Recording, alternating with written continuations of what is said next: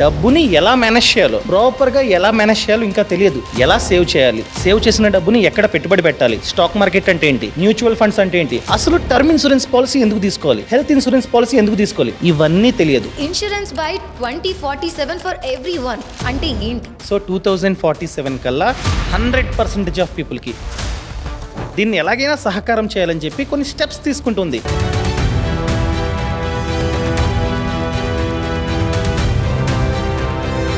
Achieving the objective of universal insurance coverage, resulting into sustained growth and development of India, is an integral part of this journey. Our vision of insurance for all before 2047 is very much a possibility, and 2047 is just the outer limit. Let us strive together to make it a reality very soon.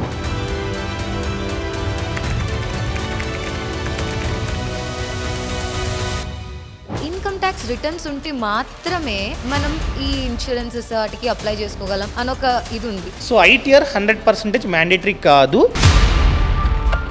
రైతులకు కూడా ఇస్తారు. Mostly salary slips and bank statement, ఇవి రెండు ఉంటే ITR provide చేయాల్సిన అవసరం లేదు. Insurance for all by 2047 initiative తో గవర్నమెంట్ మున్ముందుకి ఎలాంటి ప్రణాళికలు తీసుకొస్తుందంటారు? పేదల కోసం కొన్ని స్కీమ్స్ ని తెచ్చింది ఆల్రెడీ. ఇంతకు ముందు చెప్పాను 2 స్కీమ్స్. వాళ్ళకి ఫ్రీగా హెల్త్ ఇన్సూరెన్స్ ని ప్రొవైడ్ చేస్తుంది. రేపు పొద్దున్న టర్మ్ ఇన్సూరెన్స్ కూడా ఫ్రీగా ఇవ్వచ్చు. మరి దీన్ని ఆన్లైన్ లో తీసుకుంటే బెస్ట్ అంటారా, ఆఫ్లైన్ లో తీసుకుంటే బెస్ట్ అంటారా? ఆఫ్లైన్ లో ఉన్న అడ్వాంటేజెస్ ఆన్లైన్ లో లేవు, ఆన్లైన్లో ఉన్న అడ్వాంటేజెస్ ఆఫ్లైన్లో లేవు. బట్ ఫైనలీ మన వ్యూవర్స్ కోసం మీరు ఎలాంటి మెసేజ్ ఇవ్వాలనుకుంటున్నారు? ఒక క్వశ్చన్ ఉంటుంది చాలా మందికి.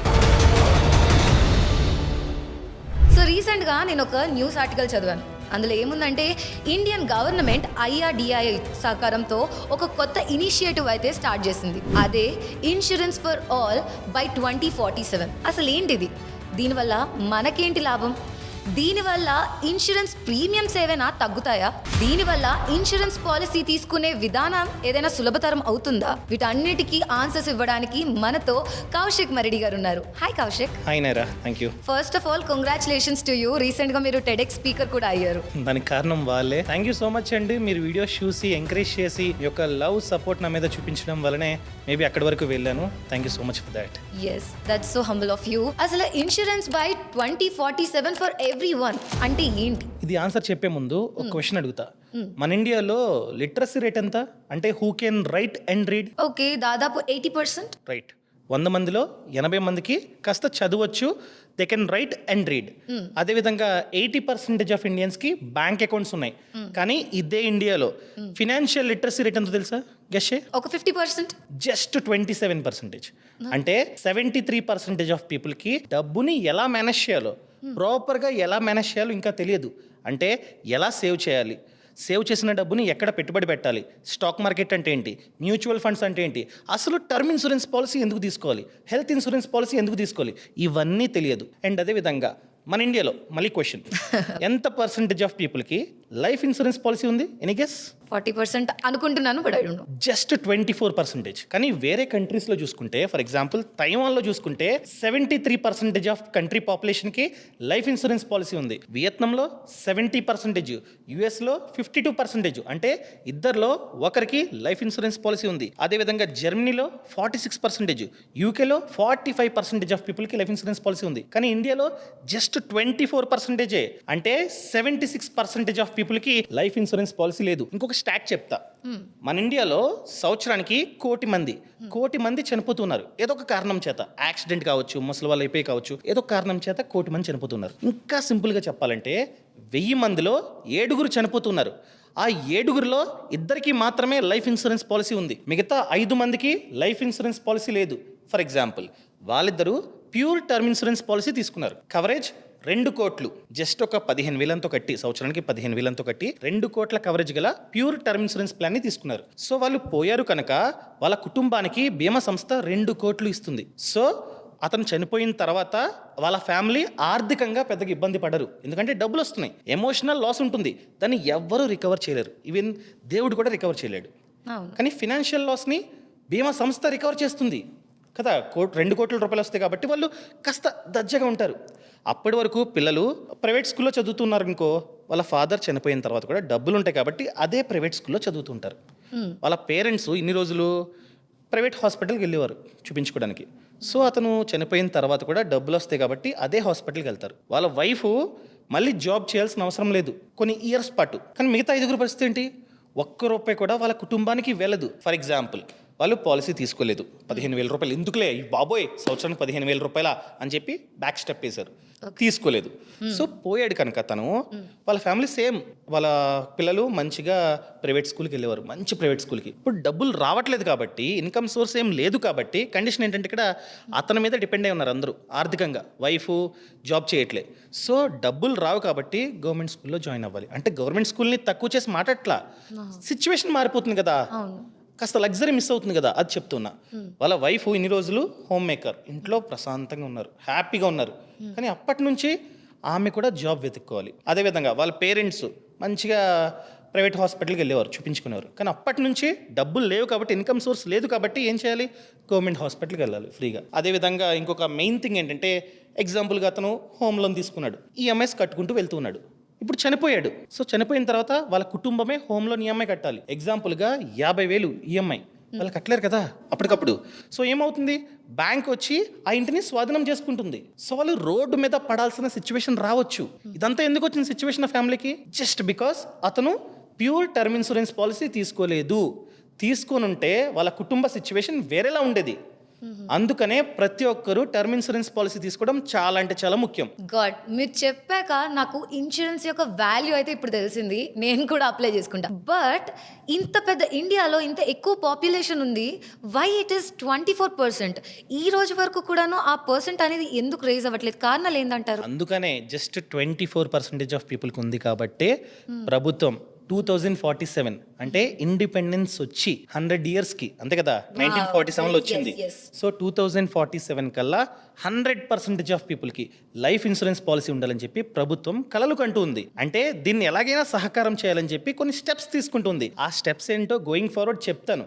అసలు దీనివల్ల కంట్రీకి ఏంటి లాభం అంటే, ఫర్ ఎగ్జాంపుల్ కుటుంబం అంతా ఆర్థికంగా ఇబ్బంది పడుతున్నట్లయితే కంట్రీకి మంచిదా? కాదు కదా. అదే కుటుంబ పెద్ద పోతే అదే కుటుంబానికి 2 కోట్లు వెళ్తున్నాయనుకో, వాళ్ళు కొంచెం బెటర్గా ఉంటారు కదా, ఖర్చు పెడుతూ ఉంటారు. ఖర్చు పెడితే ప్రభుత్వానికి ఏమవుతుంది? డబ్బు వెళ్తూ ఉంటుంది, జిఎస్టీ రూపంలో, ట్యాక్స్ రూపంలో. ఎలా చూసుకున్నా కూడా కంట్రీ ప్రజలు హ్యాపీగా ఉంటే ప్రభుత్వానికి మంచిది, కంట్రీకి మంచిది. వాళ్ళు బాధపడుతుంటే ఫినాన్షియల్గా ఆర్థికంగా ఇబ్బంది పడుతున్నట్లయితే మంచిది కాదు. సో అందుకని చెప్పి ఏదో ఒకటి చేసి 2047 కల్లా 100% of people life insurance policy తీసుకోవాలని చెప్పి ప్రభుత్వం అనుకుంటుందన్నమాట. ఓకే, అదేవిధంగా క్వశ్చన్ అడిగావు ఏంటి, అసలు ఎందుకు జనం లైఫ్ ఇన్సూరెన్స్ పాలసీని తీసుకోవట్లేదు? అంతేనా? First one, lack of awareness. చాలా మంది జనానికి అసలు టర్మ్ ఇన్సూరెన్స్ పాలసీ ఇలా ఉంది. అండ్ ఒక క్వశ్చన్ ఉంటుంది చాలా మందికి, లైఫ్ ఇన్సూరెన్స్ కి టర్మ్ ఇన్సూరెన్స్ కి తేడా ఏంటని చెప్పి. నాది కూడా లైఫ్ ఇన్సూరెన్స్ లో చాలా టైప్స్ ఉంటాయి, వాటిలో one of the type term insurance. Okay. So life insurance లో చూసుకున్నట్లయితే ఎండోమెంట్ ప్లాన్స్ ఉంటాయి. ఎండోమెంట్ ప్లాన్స్ అంటే ఇన్వెస్ట్మెంట్ ప్లస్ ఇన్సూరెన్స్. సో నేను ఎప్పుడు ఇన్వెస్ట్మెంట్ని ఇన్సూరెన్స్ని కలపొద్దు అని చెప్తా.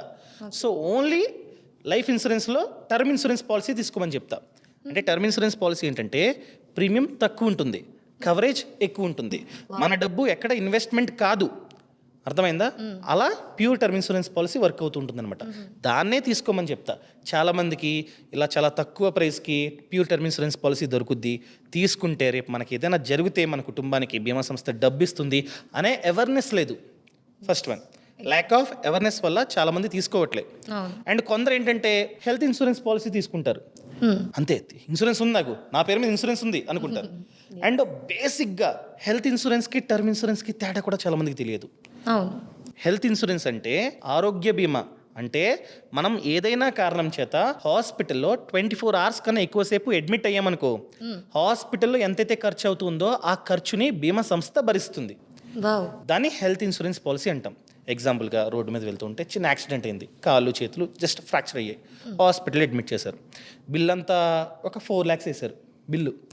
సో అప్పుడు ఏం చేయాలి? మనమే భరించాలి. అదే మన పేరు మీద హెల్త్ ఇన్సూరెన్స్ పాలసీ ఉంటే ఆ బీమా సంస్థ కడుతుంది మన బదులు, మనం ₹1 కూడా కట్టక్కర్లా హాస్పిటల్లో. అది హెల్త్ ఇన్సూరెన్స్. టర్మ్ ఇన్సూరెన్స్ అంటే ఒక టర్మ్కి మన మీద మనం తీసుకునే ఇన్సూరెన్స్ని టర్మ్ ఇన్సూరెన్స్ అంటాం. ఫర్ ఎగ్జాంపుల్ XYZ అనే పర్సన్కి ఏజ్ 30, అతను ఎగ్జాంపుల్గా 30 years టర్మ్ని చూస్ చేసుకున్నాడు. అంటే 30 ఏజ్ కదా, 30 years టర్మ్ అంటే 60 years. అతనికి 60 years వచ్చేంత వరకు ఏదైనా జరిగితే, అనగా అతను చనిపోతే వాళ్ళ కుటుంబానికి కవరేజ్ వెళ్తుంది. తీసుకునే టైంలోనే చూస్ చేసుకుంటాడు కవరేజ్ 1 కోటి, 2 కోట్ల, 3 కోట్ల, డిపెండ్స్ అపాన్ సిచ్యువేషన్. 2 కోట్లు చూస్ చేసుకున్నాడు అనుకో, చనిపోతే 2 కోట్లు వాళ్ళ కుటుంబానికి వెళ్తాయి అన్నమాట. సో ఇది చాలా మందికి తెలియక తీసుకోవట్లా. ఇది ఫస్ట్ పాయింట్. సెకండ్ పాయింట్, చాలా కాస్ట్లీ ఏమో అనుకుంటారు.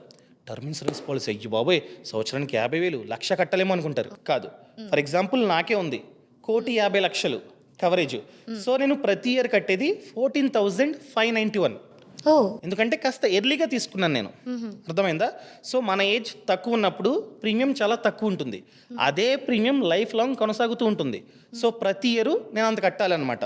సో నాకు 60 సంవత్సరాలు వచ్చేంత వరకు కట్టుకుంటూ పోతూ ఉంటా. ఏదైనా రిస్క్ అయితే నా కుటుంబానికి అంత డబ్బు వెళ్తుంది. సో కాస్ట్లీ కాదండి, ప్యూర్ టర్మ్ ఇన్సూరెన్స్ పాలసీ చాలా చీప్. ఓకే. ఈ అవేర్నెస్ లేదనమాట.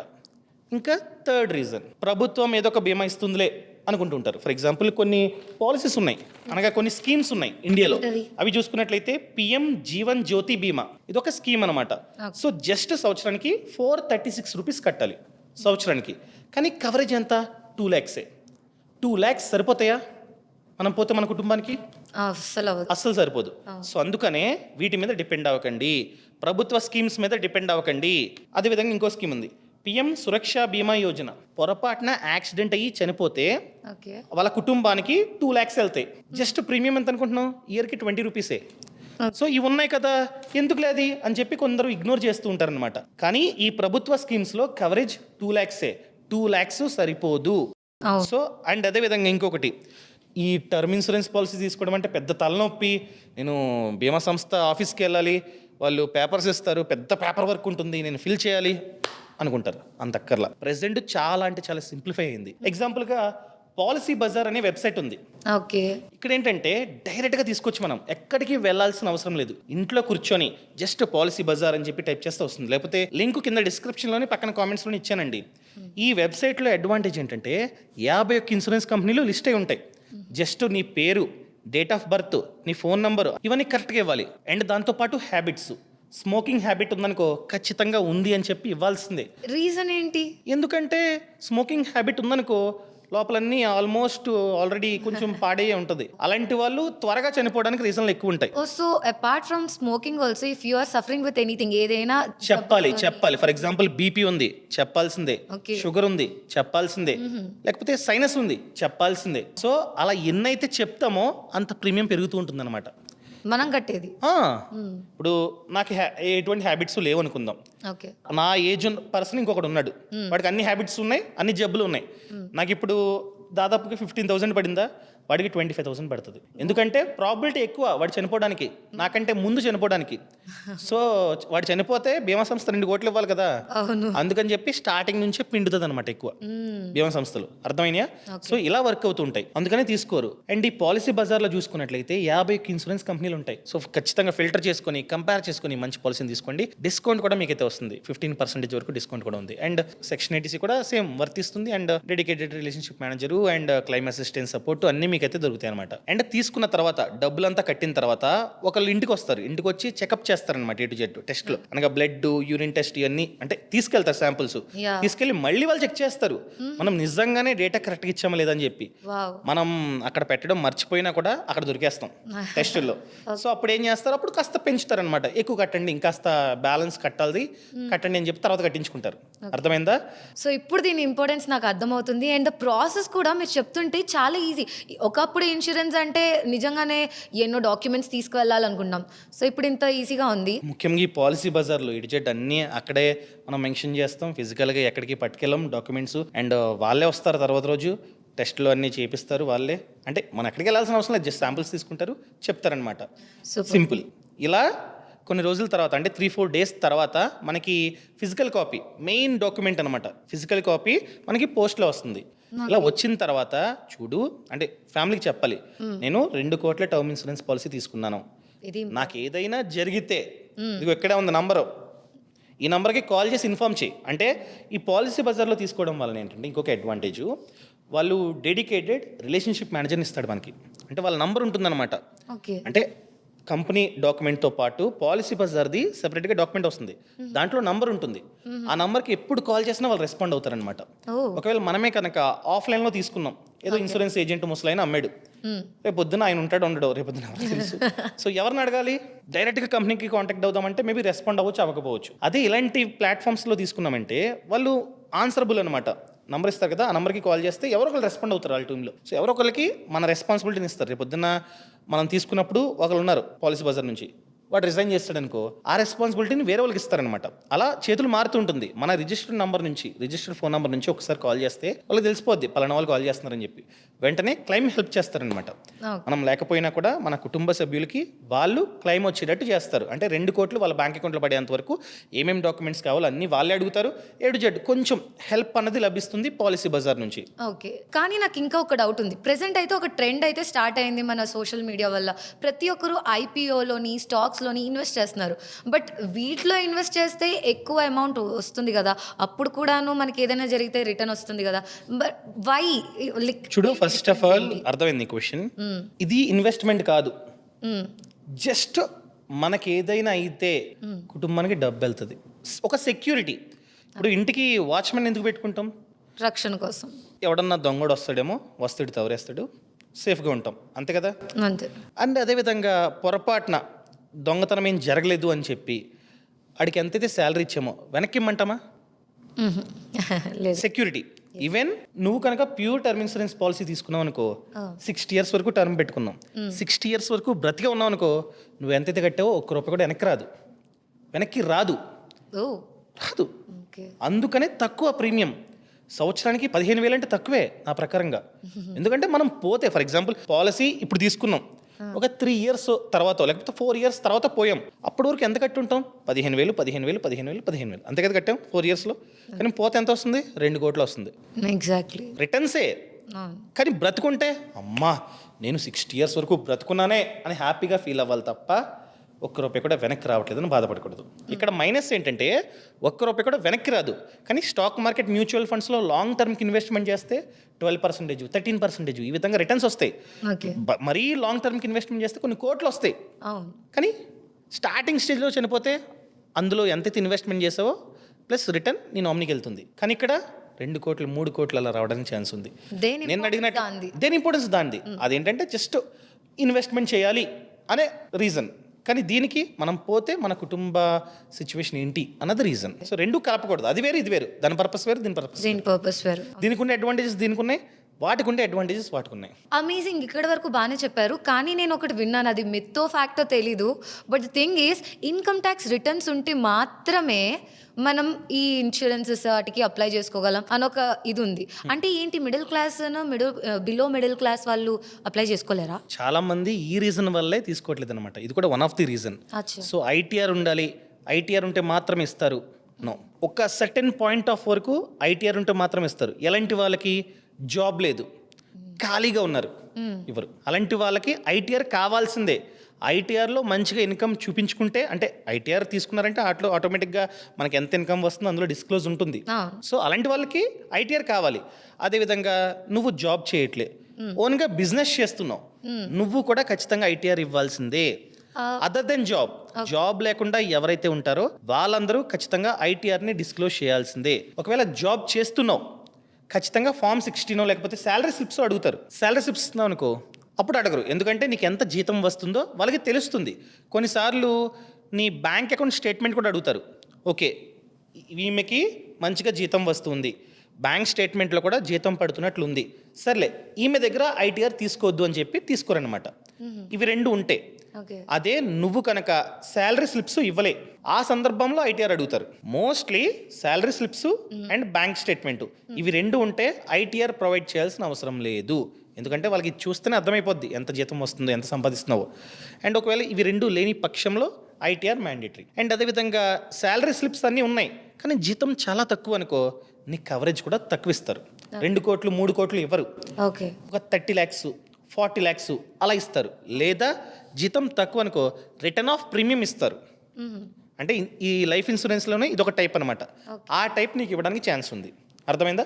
సో ఐటీఆర్ 100% మ్యాండేటరీ కాదు జాబ్ చేస్తున్న వాళ్ళకి, మిగతా వాళ్ళకి మ్యాండేటరీ. అంటే ఈ సెక్షన్లోకే రైతులు కూడా వస్తారా? రైతులకు కూడా ఇస్తారు కానీ ఐటీఆర్ ఉండాలి.